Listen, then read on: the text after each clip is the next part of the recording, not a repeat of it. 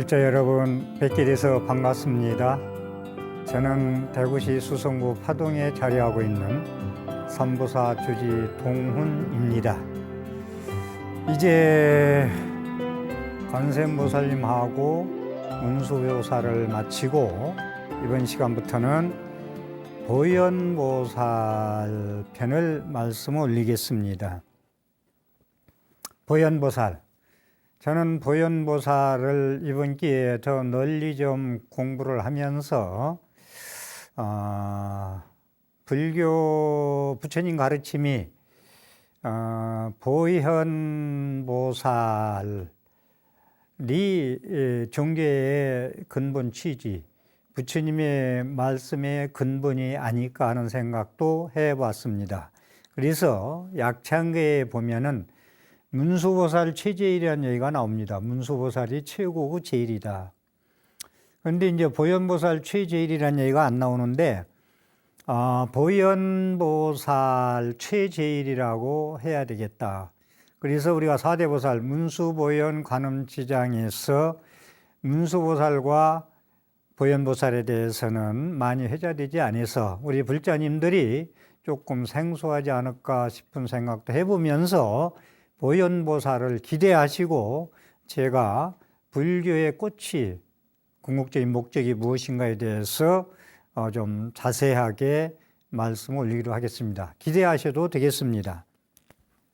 먼저 문수보살하고 보현보살 얘기가 나와서 하나 짚고 넘어가고 싶은 건, 그러니까 이제 문수의 지혜와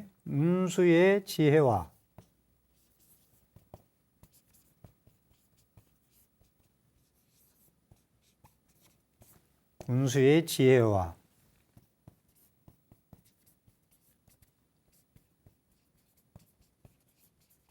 보현의 실천, 행원,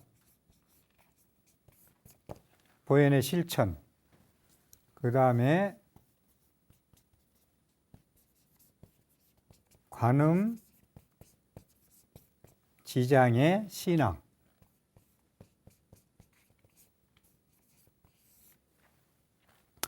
자, 우리가 사대보살 편에서 문수의 지혜와 보현보살의 행원 실천과 관음지장보살의 신앙이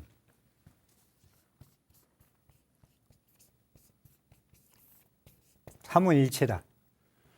그러니까 문수와 보현과 관음과 지장을 따로 나누지 말라. 법신, 보신, 화신을 따로 나누지 말고 삼위일체 하나로 불종하려야 된다. 말씀을 많이 드렸습니다. 그래서 제가 또 다시 처음으로 말씀드리는데, 문수의 지혜와 보현보살의 실천, 관음지장보살의 신앙심, 이게 세 가지가 지혜와 실천과 신앙의 삼위일체가 돼서 우리 불자님들이 불교의 불자로서 신앙생활을 해나가야 되겠다는 말씀을 먼저 드리겠습니다. 자, 문수보살도 그렇고 대방공을 화엄경에서 그 명남품, 정행품을 제가 말씀을 드렸습니다마는, 보현보살은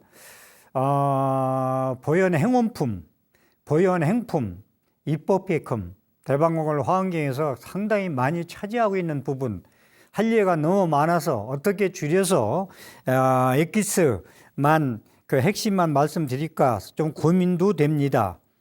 그래서 우선 화엄경에 대해서 그냥 막 설명을 넘어갈게요. 서판을 하지 않고, 범본이라는 건 우리가 잘 좀 법문 들을 때 이제 조금 깊이 공부하는 분들은 알아야 돼요. 범본이다. 그러면 이게 산스크리트 범어거든요. 범본이 있는 것이 부처님의 말씀이다라고 보면 돼요. 범본, 이 산스크리트 범어인데, 인도의 산스크리트 범어로 된 산스크리트가 한역이 되는 거예요. 중국의 말로 번역된 거, 한역이 된 것이 지금 우리나라에 들어와 있는 거거든요. 범본이 없는 경전은 부처님 말씀이 아니다. 그래서 제가 불설 무슨 경 천지팔영경 이렇게 많이 나옵니다만은, 천지팔영경 같은 건 불설 천지팔영경으로 되어 있지만 중국에서 만들어진 거, 독일에서 만들어진 거기 때문에 불설이 아니라고 말씀을 드렸죠. 그래서 한문경전이 8만 대장경도 번본이 있어야 번본을 중국에서 번역된 걸 한역본이라고 그래요. 그래서 대방공벌 화엄경에서 한역본으로 번역된 게 3가지가 있어요. 60권 화엄경, 80권 화엄경, 40권 화엄경, 보통 화엄경은 3부류로 나옵니다. 그냥 이건 화엄경 뭐 전체적인 중요한 강의가 아니기 때문에 그냥 막 설명하고 넘어가겠습니다. 60권 화엄경은 번본을 가지고 불타발따라 중국말로는 각현이라고 그러는데 이분이 359, 429년에 산 분인데 진나라, 동진 때에 418년부터 429년까지 번역을 한 거예요. 이걸 제일 먼저 60 화엄경의 번본이 한역본으로 번역된 것이 제일 일찍 번역된 거예요. 그래서 7초 8에 34품으로 되어 있는데 그래서 제일 먼저 번역됐다 해서 구경이라고 합니다. 그래서 진나라 때 번역된 건데 불타발따라 각현 스님이 번역한 게 60화엄이 있고요. 그 다음에 80화엄경, 우리나라 강원에서나 모든 학교에서나 공부하는 게 80화엄경을 주로 공부하고 있습니다. 여기는 실찬한타 스님이 652년에서 서기 710년대 스님인데 이제 의학 3장이라고 번역이 되고요. 당나라 때 695년부터 699년 동안 4년 동안 번역된 겁니다. 이 80권 화엄경이 상당히 중요한 품을 차지하는데 입법계품도 이 제9회 보현보살이 입법계품이나 마찬가지예요. 보현행운품이 있고 보현행품이 있고 그 다음에 입법계품이 있는데 입법계품이 이제 보현행이라고 볼 수도 있어요. 또 설명드리겠습니다만은. 그래서 39품 중 제일 나중에 품한 건데 이 80화엄경에서 입법계품이 80권 중에서 60에서 80권까지 차지해요. 그러니까 그 방대한 화엄경의 입법계품, 보살행을 말씀한 입법계품이 4분의 1을 차지한다는 거. 그래서 입법계품을 따로 이렇게 권을 나눠서 40권 화엄에서는 입법계품만 돼 있는 거예요. 40권 화엄은. 그렇기 때문에 입법계품 보살행이 그렇게 중요하다라는 말씀을 드리고 이 축천무, 여러분들이 모두 다 알고 있는 축천무 80경 화엄경에 서문을 쓰신 분이 축천무예요. 스님도 아니고 불교 학자도 아닌 분이 서문을 쓰셨다. 인도의 우전국에 번본이 있다는 소문을 들었어. 그래서 번본이 있다는 소문을 듣고 축천무가 이 실찬한타 스님을 모셔오도록 합니다. 인도에 있는 스님을. 그래서 이제 우전국에 있는 이 실찬한타 스님이 범어 4만 5천 개송을 가져와요. 중국으로. 가져와서 번역을 합니다. 이게 축천무로 인해서 80권 화엄경이 이제 이게 탄생하는 거예요. 축천무가 대단한 분이죠. 그래서 번역한 건데, 화엄경에 이제 시조가 두순이고, 2조가 이제 1조가 두순 스님이고, 2조가 지엄 스님이고, 3조가 현수법장이에요. 현수법장인데, 현수법장이 이 실찬한타 스님하고 같이 번역하는 데 참여했어요. 그리고 현수법장 제3조 현수법장에서 당나라에 유학 간 의상스님, 원효스님은 가다 되돌아왔고 유학 간 의상스님께서 현수법장과 사형사제예요. 같이 공부했어요. 그런데 현수법장이 참 스님으로서 인간으로 된 것이 보통 같이 공부한 사람들이 상대를 인정 안 합니다. 그런데 현수법장은 신라에 돌아간 의상 스님도 돌아갔는데도 당신이 책을 쓸 때 의상 스님에 대한 그런 존경심을 버리지 않았어요. 우리 스님들이나 우리 도반들이나 스승과 제자들이 이건 배워야 할 점이에요. 같이 사형사제로서 끝까지 의리를 지키고 그 서문을 쓸 때나 책을 쓸 때 의상 스님을 떼놓지 않았다는 거. 그래서 현수법장이 같이 참여해서 번역된 것이 7초 9에 39품이 80권 화엄경입니다. 그 다음에 40권 화엄경이 있는데 반야 3장이 번역한 거예요. 당나라 795년에서 798년에 번역된 거. 이것은 제4조 제3조가 현수법장이고 제4조가 청량진관 스님인데 이 스님이 반야 3장 번역할 때 같이 번역을 도와줬어요. 그래가지고 입법계품 한 품만 번역되는 건데 먼저 말씀드렸듯이 입법계품이 화엄경의 4분의 1을 차지하기 때문에 보현보살 최제일이라 한 것이 보현보살의 실천, 보현행운이 얼마나 소중한 것에 대해서 말씀드리고, 그래서 보현행운품이 있는데 보현행운품은 보현보살 10종대왕 우리가 많이 알고 있어요. 전도제나 49제 지낼 때 보현보살 10종대왕은 우리가 놓치지 않고 하는데 그것은 또 제가 다음 시간부터 계속 보현보살 편에서 10종대왕 이 보현행운품에 대해서는 집중적으로 말씀을 드릴 거예요. 근데 보현행운품은 80화음에는 없어요. 80화음에는. 다만 80화음에는 보현행품 또 보현보살 행품 이렇게 나오지 보현보살 행운품이라는 건 80화음에는 없다는 말씀을 드리고, 보현행운품이라는 건 뭐냐면 입법계품 전체를 보현행운품이라고도 합니다. 입법계품 4분의 1 차지하는 거 보현행운품이라고 하는데 40화음에서는 보현보살의 10전 행운품을 부분만 읽어서 40화음에서는 그걸 보현행운품이라고 그래요.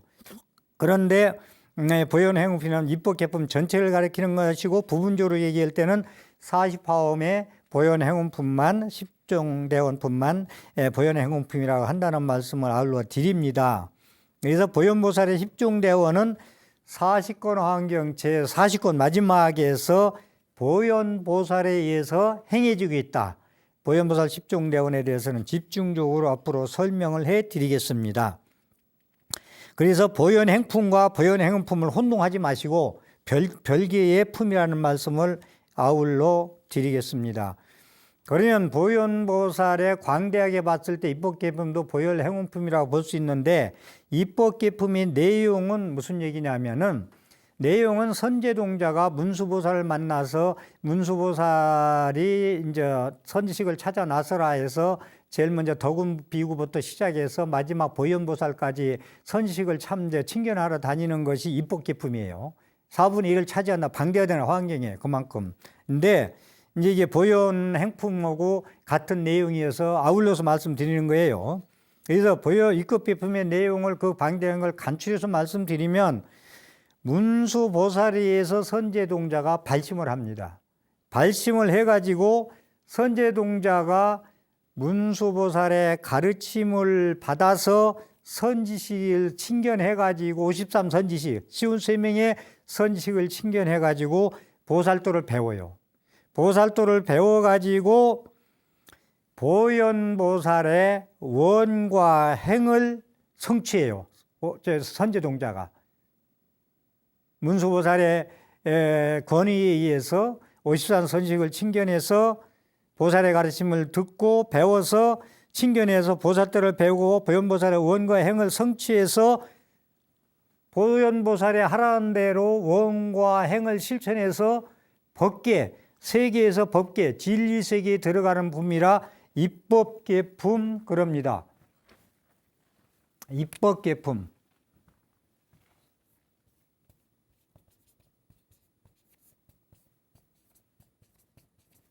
법계에 들어가는 품. 항상 제가 말씀드리는데 세계 하는 우리가 얘기하는 세계, 이건 우리가 두 눈으로 보는 세계예요. 이건 상에 따라가는 세상. 이 세상은 지금 너무 탁해요. 세상이 다 여러 가지가 모든 게 탁해요. 이 코로나19도 이 탁한 세상으로 인해서 온 업보예요. 바이러스가 구티타를 일으켰어요. 인간들이 너무나 탁하게 살아서 내 살 땅이 없다 우리가. 그런 인간한테 공격한다고 말씀을 드렸어요. 근본으로 돌아가자는 말씀을 드리고 세계에서 법계로 진리 세계로 들어가자. 이게 불교의 목적이에요. 입법계가 얼마나 중요한 거예요. 세계에서 탁하게 사지 말고 탐진삼독에 살아가지 말고 법계 진리 세계에서 진리의 바다에서 해인산매 속에서 살아가자. 이게 입법계품의 구성입니다. 그래서 선제동자의 구법 여정이요. 이 입법계품은 선제동자가 53선지식을 찾아가면서 법을 구하는 여정을 말씀해 놓은 건데 선제동자가 53 선지식을 찾아가는데 끝나는 게 아니라 해탈 법문, 그러니까 화엄경에 나오는 모든 진리의 말씀, 시성정각의 말씀, 안욕따라 삼약삼보리의 말씀, 해탈 법문을 화엄의 보살도에서 말해주는 주요품이라. 다시 말해서 선제동자가 입법계품은 구도할 수 있는 법을 구하는 것을 여정을 말씀해 놓은 건데, 화엄경의 해탈 법문을 화엄의 보살도로서 차지하는 품이다 이거요. 그러니까 입법계품의 53 선지식을 선제동자가 찾아가는 것이 화엄경의 보살도를 신천하는 이야기다 이겁니다. 그래서 그렇게 중요한 부분을 차지한다. 보현행이다. 그것을 이렇게 말씀드리고 입법계품 설명을 좀 드리겠습니다. 제9회 7초 9회에서 7군데서 설법에 있고 9번 설법에 있다. 회차로는 9번이다. 마지막 품이다. 1품이 4분의 1을 차지하는 광대한 것이라는 말씀을 드렸습니다. 입법경에 나오는 말씀을 소개하면서 말씀을 드리겠습니다. 제가 오늘 이 시간에 말씀드리고자 하는 건 경전에 나오는 말씀, 입법경에 나오는 말씀이 많이 인용이 돼요. 근데 제가 여기서 한 말씀 짚고 넘어가고 싶은 건, 저는 계속 연불이야기부터 말씀드리는 게, 지금 한국불교가 어려운 것은 경전에 의한 입각한, 논소에 입각한, 진리의 말씀이 입각한, 팔만대정에 입각한 법문이 조금 소홀하다. 그래서 저는 제 얘기만 하고, 스님들이 그래요. 한 스님이 저한테 그럽니다. 연불 이야기 할 때도 그렇고 보살 이야기 할 때도 그렇고 그냥 이야기 아니냐. 그 제목 그대로 그냥 차 한잔 하면서 이야기하듯 쉽게 그냥 풀어가지 조금 어렵게 가지 않느냐. 그래서 내가 그래서 그 말 끝에 좋은 경체이고 좋은 말이다. 그런데 나는 이야기가 아니다. 강의다. 그렇기 때문에 나는 철저한 검증, 부처님 말씀에 의한 거, 내가 내 마음대로 얘기하면은 저건 동훈 스님의 의견이야, 사견이야 라고 할 수 있기 때문에 될 수 있는 대로 부처님의 경전을 뒤지고 뒤져서 이거 찾아내기 쉽지 않아요. 또 그 방대한 데서 요약해서 하는 것도 이 작업이 쉽지 않아요. 잠을 제대로 자고는 준비가 안 되는 작업이에요. 그렇게 하는 이유는 부처님 말씀이기 때문에 불자님들이 동훈 스님의 개인 생애가 아니고 사견이 아니기 믿어라 이거야. 믿어라. 참 하나하나 읽으면서 저는 감탄을 해요. 감사하고 맨날 합장할 때 여기 부처님 경전을 강의 준비하면서 저는 부처님이 거룩합니다. 2500년 전에 어떻게 이렇게 거룩한 말씀하셨습니까? 하면서 저는 감사하고 화르심 나고 하루의 삶을 그렇게 이어간다니까요. 우리 불자님들도 그 세계에, 그 법계의 세계에 들고자 하기 위해서 고구정령하게 이렇게 어렵게 강의 준비를 해서 여러분들 소개하는 거니까 강의는요 사실은 이 원고 없이 하는 게 강의를 잘한다고 그래요. 저도 이야기하듯이 원고 없이면 더 잘할 수 있어요. 세상 사는 얘기를. 그렇지만 그게 하루 한두 시간이지 장기간 1년, 2년, 3년 할 때는 안 맞다는 말씀으로 철저히 부처님 경전에 의해서 번번에 의한 한역경전에 의해서 말씀한다는 걸 이 시간에 아울러 말씀을 드리겠습니다. 문수보살은 선제가 과거에 심은 성근이 있어서 안욕따라 삼약삼보리심을 일으켜 보살의 길을 가고자 하느니라. 문수보살은 선제동자가 과거에 심은 성근이 있어서 안욕따라 삼약삼을 이렇게 보살의 길을 가고자 한다는 게 시작이에요.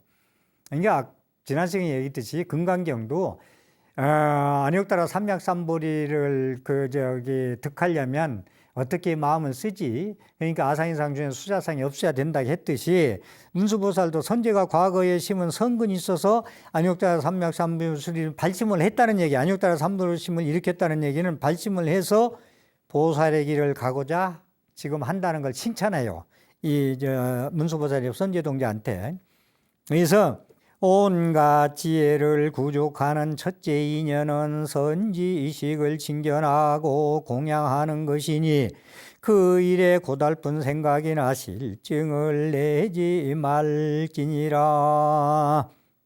참 중요한 얘기인데, 온갖 지혜를 구족하는 첫째 인연은 선지식을 칭견하고 공양하는 것이니 그 일에 고달프거나 실증을 내지 마라. 문수보살이 선제동자 이제 보현행을 실천하려고 떠나는데, 예? 지혜를 구족하는데 첫째 인연은 선지식을 만나야 된다. 법문을 들어야 된다. 여러분 원찰 하는데 원찰은 법문을 하고 강의를 하고 불교대학을 하고 열심히 법으로서 존재하는 법의 도량, 법의 모임, 이야기 원찰이어야 됩니다. 친정엄마부터 다녀서 오래 다녀서 공양보사 정이 들어서 주지심하고 정이 들어서 부전수면 정이 들어서 그게 원찰이다. 도반들이 많아서 분명히 다 그게 필요해요. 필요한데 첫째 목적이 법문과 강의를 끊이지 않고 법문 소리와 강의 소리가 줄기차게 24시간 돌아가는 절이야 이게 원찰이 돼야 됐다는 걸 아이울로 말씀을 드리겠습니다. 여기서 첫째 지혜를 구족하는 데는 우리가 깨달음에 가는 길은 안효자 삼유학 삼부리를 그게 가는 길은 선지식을 칭견하고 법문을 듣고 공양하는 것이니 선지식을 칭견해서 공양한다. 뒤에 또 말씀드리겠습니다만은 선지식 진짜 공부를 하는 스님, 나의 부족함을 채워갈 수 있는 스님, 나를 이끌을 수 있는 스님한테 공양하는 것은 우리가 복밭에 씨를 뿌린다. 자갈밭에 씨 뿌리는 게 아니라 문전옥탑에 지름진 땅에 씨 뿌리는 무럭무럭 자란다. 자라지 말래도 자란다. 그곳에 씨를 뿌리자. 공양을 올리는 것이니 선지식을 칭견하는데 법문 듣는데 고달픈 생각이나 실증을 내지 말라. 정진불태 물러서지 마라. 고달퍼하지 마라. 법문 듣고 공양 올리는데 공양을 들여서 그 에너지로 공부해서 다시 우리들한테 고구정령한 법문으로 간목법문으로 해양을 하는 스님들한테 공양 올리는 걸 게을리하지 말고 선지식의 법문을 게을리지 말고 고달파하거나 실증을 내지 마라. 문수보살 여기 이제 입법개편 선제도 이제 간곡히 말씀드린 겁니다. 그래서 선제동자는 문수보살에게 여쭙니다. 그래서 다시 한번 이 문수보살이 나오는 얘기는 문수의 지혜와 이제 보현보살이 계속 이제 덕운비구부터는 보현보살 실천행이 나와요. 그래서 문수보살에게 여쭙니다.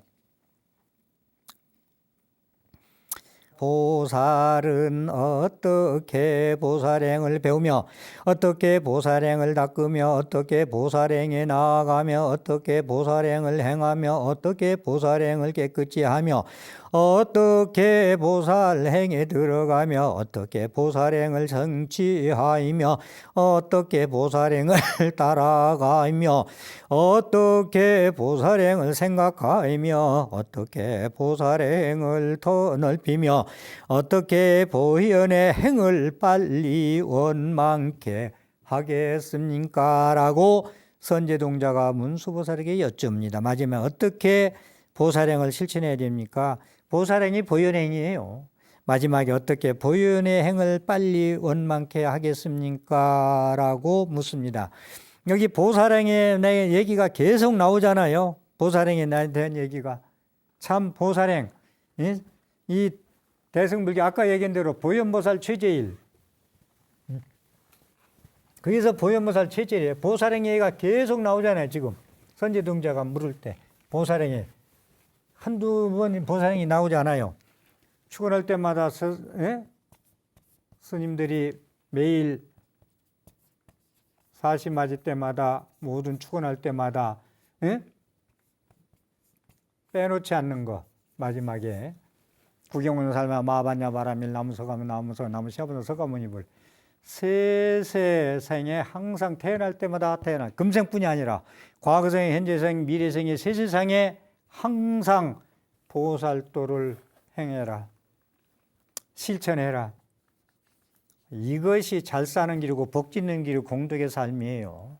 이 보살도. 그래서 보현보살 최제일이라는 걸 제가 말씀드리는 거예요. 4대 보살. 다 중요합니다만은 문수보살 최제일. 지혜가 있어야 보살행이 나온다. 지혜만 있고 실천 안 하면 그건 안 돼요. 스님들이 공부만 하고 사회의 목탁이 돼줘야 돼요. 사회의 소금이 돼줘야 돼요. 해양을 해야 돼요. 보리 해양을. 지혜의 해양을. 중생의 해양을. 그래서 새 세상에 항상 보살도 보현행을 실천하라. 세세상의 보살도 떠나지 않는 스님들의 축원의 말씀. 응? 서가모니 부처님도 과거 인행시, 과거 생에 전생담 자타가 계속 보살도를 실천해서 서가모니 물로 탄생한 거예요. 2500년 전에. 이 고고한 정령은 법문에 드리는 거예요. 역대에서 우리 불자가 생각할 때 서가모니 불 같은 분이 더 존경할 사람, 존경하고 거룩한 분이 어디 있겠어요?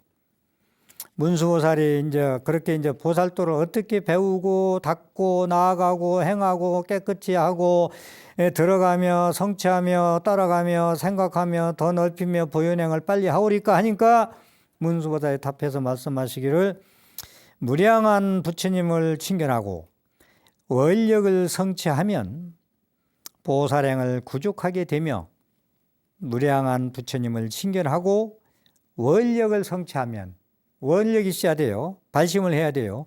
보살행을 구족하게 되며 무량한 부처님을 칭견하고 스님 선지식을 칭견하고 법문을 듣고 원력을 성취하면 보살행을 자연히 구족하게 된다. 모든 세계 모든 급 동안 오랫동안 보현행을 닦아 행하면 보살도를 성취하게 된다. 보현행을 해야 보살도를 성취한다. 그러니 세세상행 보살도다. 일거수일투족이 공덕이 되는 삶, 업장이 되는 삶이 아니고 공덕이 되는 삶을 살아라. 성취하느리라. 그러려면 지혜가 있어야 하고, 그렇죠. 지혜가 있어야 보살도를 실천하죠. 세세생생에 맨날 죽을 게만 내지 않고 지혜가 있어야지 지혜행을 하죠. 온갖 지혜를 성취하기 위해서는 반드시 선지식을 찾아가서 법문을 들어야 한다. 선지식의 여러 방편의 허물을 보지 말라고 또 말씀합니다. 이 문수보살 답해서 얘기를 네가 선지식 보살행을 하려면 지혜가 있어야 된다. 부처님의 가르침을 알아야 된다. 무아 연기공 중도를 알아야 실천하지. 내가 최고고 내 자존심 최고고 나를 내세워가지고는 보살도고 뭐고 제법 공연물이고 세계 경일기다. 그래가지고 선지식을 찾아가서 법문을 들어라. 선지식의 여러 선교 반편, 선지식들의 중생을 교화하는데 교화하는 방법이 그래요. 나는 참선 공부를 하러 왔는데 염불 해라, 기도해라 한다고 나하고 맞지 않는다고 그 스님 소용없어. 선교방편의 허물을 얘기하지 마라. 선교방편 경전에 무지개 많이 나와요. 방편은 방법, 수단, 방법. 방편설이다. 실상 말씀이다. 선교방편 잘 묘하게 교모하게 그 사람 근기에 따라서 법문을 해주고 제도하는 거. 방편 그 사람에 따라서 국수 좋아하는 사람한테는 국수 주는 게 그게 대접 아니오. 예를 들어서 국수 좋아하는데 죽수 이런 사람 죽 쓰는 건 그건 또 싫어할 거 아니요. 그러니까 그 사람의 근기에 따라서 법을 설한다는 거예요. 그래서 여기서 말씀은 문수보살은 선지식을 여러 방편의 허물을 말하지 마라. 왜 저런 다른 스님 큰 스님은 그렇게 얘기하는데 이 스님은 이렇게 말하지 가르치지 거기에서 치사선택에서 배울 게 배워라 이거요. 그래서 선제동자는 문수보살의 가르침에 따라서 이제 길을 떠납니다. 떠나는데 선제는 참 복이 많은 사람이야. 선제동자는. 왜? 문수보살 같은 분을 만날 수 있다는 거. 그 다음에 보현보살의 실천을 할 수 있다는 거. 53 선지식을 남쪽으로 가서 남쪽으로 가면서 모든 선지식을 다 친견할 수 있다는 거. 성근종자가 있다. 믿음이 있다. 성근종자. 참 이 성근종자 제가 좋아하는 용어인데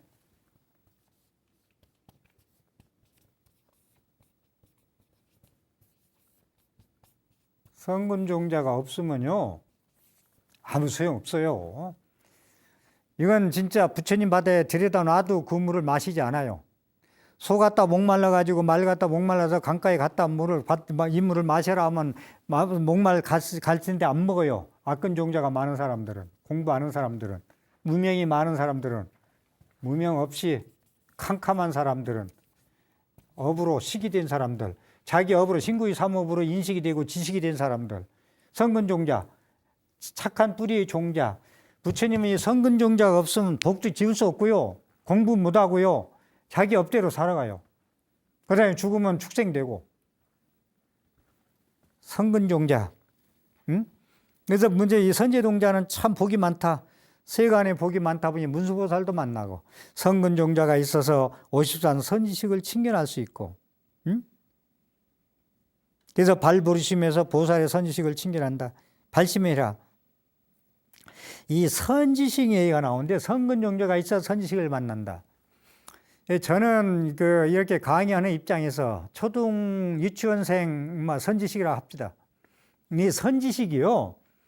외국에는요, 남방불교는요, 우리는 불자들이 집에 보면 부처님 사진과 보살님들 사진과 그거만 딱 모시고 있잖아요. 남방불교 스리랑카, 태국, 미얀마, 네팔 이런 데 가면요, 당신이 존경하는 선지식 사진을 꼭 모셔놓고 존경해요. 거기서 기도해요. 선지식이. 선지식이 그렇게 중요해요. 불보살만 모시지 않고. 그래서 제가 당돌합니다만 여기서 한 말씀 드리고 싶은 건 많은 분들이 저한테 전화도 오고 찾아와서 말씀하는 분들이 기억나는 게 몇 가지가 있는데, 스님, 저더러 이제 얘기하는 거예요. 선지식이 대한민국에 계셔가지고 언제 하시래도 제가 찾아뵐 수 있을 때 찾아올 수 있다는 거 감사하고 삽니다. 저는 그 말을 듣고 참 전율을 느낀 게, 시원찮은 강의를 듣고 저런 선지식이 이 땅에 갇혀온데 언젠가 찾아뵐 수 있을 곳에 계신 거에 감사를 느낀다 했을 때 더욱더 공부하고 지혜를 넓히고 보다 실직내거나 게으름 피지 말고 싫어하지 말고 힘들어도 이분들이 계시기 때문에 더 열심히 감독법을 하도록 노력 정진해야 됐다는 것을 머리 숙여 참여하고 다집니다. 이 말씀을 감히 드리고 싶어요. 그런데 얘기 나와서 얘기지만 지금도 미국이나 브라질이나 카나다에 있는 불자는요, 이 B10이 참 역할을 크게 하는 것이, 미국에서, 브라질에서, 카나다에서 우선 나한테 이제 전화 오는 거 말씀드릴게요. 한 달에 2-3번씩 전화 와요. 물어보기도 하고, 한국에 언제 건너가니 찾아뵙던 전화도 하고, 이 B10이 세계화가 됐다고, 세계 1화. 그래서 참 B10이 그 역할이 회장님이나 사장님이라 우리 스태프진 모든 관계자들 참 수고 많이 하는마. 그래가지고 전화가 자주 와요. 오면 또 10분, 20분 신경 안 쓰고 해요. 그러면 열심히 참, 그런데 국제전화 뜨는데 그 보이스피싱 전화 와서 안 받아요. 안 받으면 나중에 알고 보면 왜 전화 안 받았어요 하는 거 보면 몇 번씩 시도하는 거야.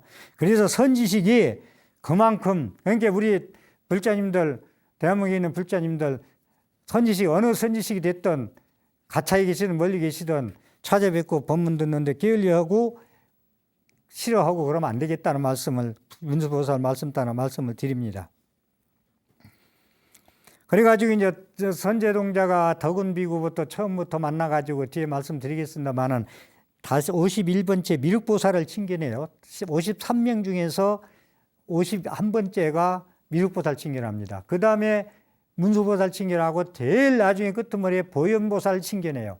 그래서 보현보살을 53 마지막에 칭견하는 이 묘미 참 멋있어요. 왜, 뭐가 멋있느냐? 왜 보현보살을 마지막 칭견하냐? 내가 닦은 공덕, 내가 닦은 지혜를 마지막에 보현행으로서 중생들한테, 이웃한테 회양하는 거예요. 더불어 사는 이웃한테 요익중생하는 거예요. 그래서 보현보살이 제일 나중에 칭견하는 거예요. 회양, 중생회양, 보리회양. 그래서 미륵보살을 칭견해서 이제 이게 선제동자한테 미륵보살이 말씀합니다. 착하다 선남자여, 그대는 모든 세간을 이롭게 하기 위해 일체 중생을 구하기 위해 모든 부처님 법을 부지런히 구하기 위해 우의 없는 소리심을 바란 것이다. 착하다 선남자여, 그대는 모든 세간을 요익중생하기 위해서 50산 선지식을 그 나무로 그 고생하면서 해초 스님이 왕후 청중국전에 남기듯이 혼자 그 고생을 하면서 진리를 찾아 나섰듯이 선제동자도 남쪽으로 더운 나라로 부처님 법을 부지런히 구하기 위해 의의 없는 보리심을 발했다. 예? 발보리심. 안욕따라 안욕따라 삼맥삼보리심이 줄여서 보리심, 발보리심. 더 줄여서 발심. 이랬습니다. 우리가 발심을 해야 된다는 거기서 나왔어요. 그대는 좋은 이익을 얻었고 사람의 몸을 얻었고 수명이 길고 열애의 주련을 만났고 문수사리의 보살의 큰 선의식을 보았으니 미륵보살이 하는 얘기예요. 그대의 몸은 좋은 그릇이라 온갖 선것으로 윤택하였다. 미륵보살의 선제동자한테 너는 참 복도 많다. 문수보살도 만났고 모든 그릇이 갖춰졌으니 선근종자가 있어가지고 참 몸이 빛이 나는구나. 윤택해졌구나. 그대는 선한 법으로 유지되었다. 너는 법신이다. 너 선제동자 육신이 아니고 법으로 뚱뚱 뭉쳐서 몸에서 빛이 나는구나. 광채가 나는구나. 향기가 나는구나. 선한 법으로 유지된다. 너는 온몸이 육신으로 먹고 자고 그날이 그날이고 별 수 없는 세상 천년을 사는 것처럼 근심걱정 끌어안고 후회하고 그렇게 내 업장대로만 살아가는 게 아니고 몸으로 유지된다. 법의 몸으로 유지되었으므로 이해와 욕구가 다 청정해졌다. 내 삶이 이해관계나 욕구하고자 하는 것에 다 깨끗해졌다. 청정한 마음과 청정한 깨끗해졌다. 여러 부처님께서 함께 보하고 이게 부처님 우리 불자들한테 이 미륵보살이 무엇을 얘기하는 건가? 우리 불자가 선제동자예요. 각자 내가 선제동자가 되어서 내가 지금 불자로서 어떻게 신구의 삼호부로서 청정신심과 청정행을 살아가는가? 이걸 한번 점검해야 돼요. 이제는 더 늦기 전에 염려가 청정하였으며 여러 부처님께서 함께 보호하나. 그러니까 몸에서 법신불 향기가 나니까 여러 부처님께서 너를 보호하고 염려하고 선지식과 함께 거두어준다. 너를 선지식들이 함께 너를 53 선지식이 너의 갸륵한 원력에 너의 발심에 너의 발보리심에 너의 보살행에 선지식들이 너를 함께 다 53 선지식이 너를 거두어줄 것이다. 왜냐하면 보리심은 일체재불의 씨앗이다.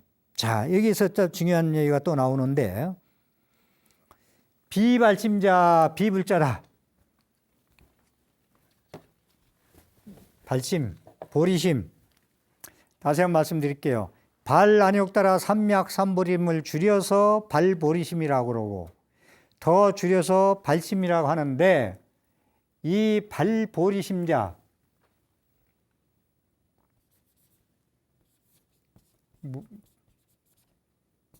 무발심자 비불자다. 발심이 없는 자, 발보리심이 없는 자, 발안욕따라 삼맥삼보리심이 없는 자, 금강경이 얘기하는 안욕따라 삼맥삼보리심을 바라지 않은 사람, 보리심을 발심하는 사람, 이 보리심이 모든 공덕과 모든 걸 잘하게 하고 행복이고 뭐고 복이고 지혜고 뭐고 이 발심이 안 하면 나타나더라네요. 씨앗을 뿌리지 않으면 거둘 수 없듯이. 그래서 발심이 없는 자는 불자가 아니다. 발보리심자, 발심자, 발안욕따라 삼맥삼보리 하는 자는 불자가 아니다. 불자가 아니면 부처님의 음덕과 가피를 얻을 수가 없죠. 객진분내 동으로 가는데 서로 가고 있는데 부처님이 쳐다보겠어요? 자비심 발동하겠어요? 지혜광명이 비추겠어요? 캄캄한데 비추시는 조건을 갖추지 않는데.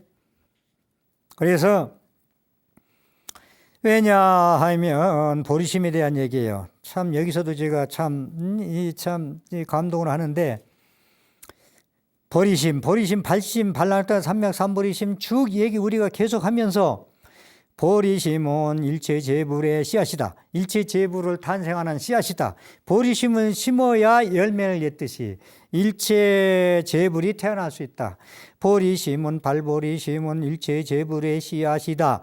일체의 불법이 거기에서 생기니까 발심하고 기도해야 돼요. 발심하고 염불 해야 돼요. 발심하고 보살행을 해야 돼요. 그래야 소원성취할 수 있어요. 안욕따라 삼맥삼보리에 갈 수 있어요. 보리심은 좋은 밭과 같다. 좋은 밭과 같아서 중생들의 깨끗한 법을 자라게 하며, 보리심은 좋은 밭과 같아서 중생들의 깨끗한 법을 자라게 한다. 보리심은 대지이다. 일체 세간을 지탱해 준다. 대지니까 일체 세간을 다 지탱해 주죠. 대지는 모든 걸 다 묻어도 다 썩고 산화시키죠. 대지, 땅이 없으면 우리가 어떻게 딛고 살아요? 일체 세간 모두 삼라만상을 지탱해 주는 땅이다. 보리심이 대지다 이거요. 보리심이 여기서 얘기하는 거 좋은 밭이고, 보리심이 씨앗이고, 보리심은 청정한 물이다. 모든 번뇌 때를 씻어주니까 보리심은 청정한 물이다. 번뇌를 씻어준다.